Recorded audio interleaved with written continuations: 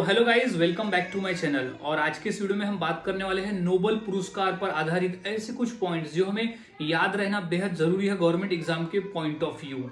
तो यहाँ सभी पॉइंट्स को अच्छी तरह से याद में रख लेना है। सो गाइस, नोबेल पुरस्कार, अब इसकी शुरुआत की हम बात करें तो वो 1901 में हुई थी। नोबेल पुरस्कार देने की जो शुरुआत है वो 1901 में हुई थी। अब किसकी याद में हुई थी? तो वो हुई थी स्वीडिश वैज्ञानिक अल्फ्रेड नोबेल।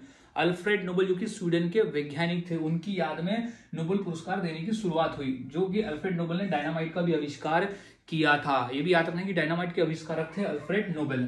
अब क्षेत्र, अब नोबेल पुरस्कार किस किस क्षेत्रों में दिया जाने वाला पुरस्कार है? तो वो 6 क्षेत्रों में है। ऐसे टोटल 6 क्षेत्र है। पहला है भौतिकी, रसायन, चिकित्सा, साहित्य, शांति और अर्थशास्त्र।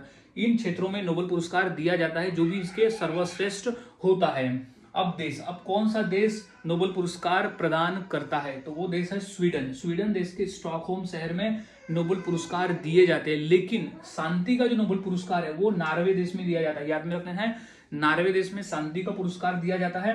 और बाकी जो क्षेत्र है फिर शांति का पुरस्कार छोड़ के वो स्वीडन देश में दिया जाने वाला पुरस्कार है। अब एक वर्ष में अधिकतम 3 लोगों को ही नोबेल पुरस्कार दिया जा सकता है, संयुक्त रूप से 3 लोगों को। अब कम उम्र, नोबेल पुरस्कार पाने वाली कम उम्र की जो महिला थी वो थी मलाला यूसुफजई, जो कि पाकिस्तान से बिलोंग करती है, मलाला यूसुफजई। अब भारत में प्रथम भारतीय व्यक्ति जिन्हें नोबेल पुरस्कार दिया गया था वो थे रविंद्रनाथ टैगोर, जिन्हें उनकी कृति गीतांजलि के लिए सन 1913 में नोबेल पुरस्कार से सम्मानित किया गया था।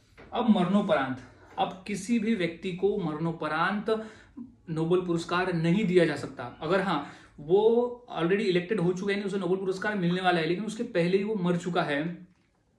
जैसे कोई सिलेक्ट हो गया नोबेल पुरस्कार के लिए, लेकिन कुछ दिनों के बाद उसकी मृत्यु हो गई, तो उसकी मृत्यु के बाद भी उसे दिया जा सकता है, लेकिन मरणोपरांत नहीं दिया जा सकता। यानी कोई व्यक्ति मर गया फिर उसे नोबेल पुरस्कार के लिए इलेक्टेड नहीं किया जा सकता। अगर वो ऑलरेडी इलेक्टेड है और उसे दिया जाना है कुछ महीने के बाद में, तब उसे दिया जा सकता है। तो ये सभी पॉइंट्स को याद में रख लेना है। ये सभी पॉइंट इंपॉर्टेंट है पेपर के पॉइंट ऑफ व्यू।